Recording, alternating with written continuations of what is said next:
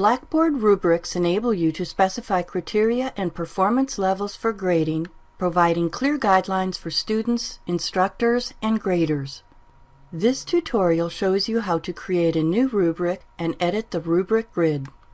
You can associate rubrics with assignments, blogs, journals, wikis, discussion forums and threads, and essay, file response, and short answer test questions. When you create or edit one of these content types, you can opt to associate a rubric with it. Let's create a new rubric. Expand Course Tools in the Control Panel and select Rubrics. Click Create Rubric. Type a name for the rubric. You can provide a description for the rubric. Rubric descriptions are for instructors only and are not visible to students. In the Rubric Details section, select the type of rubric that meets your grading needs. For this example, use %. Percentage-based rubrics are more flexible than point-based rubrics. They can be associated with several different content items with varying point values. Rubrics are made up of rows and columns. The rows correspond to the criteria for a graded activity. The columns correspond to the level of achievement demonstrated by a student for each criterion.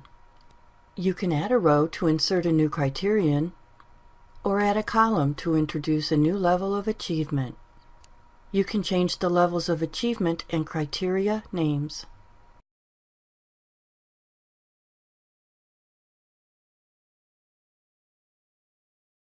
Now type a definition for each level of achievement in each criterion's row.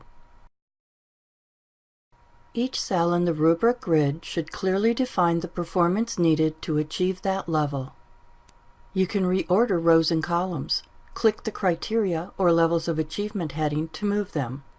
You can adjust the percentage weight of the criteria according to your preference, or use the Balance Weights option to keep all criteria weighted equally. You can also assign a percentage value for each level of achievement cell. Now click Submit. The new rubric appears on the Rubrics page.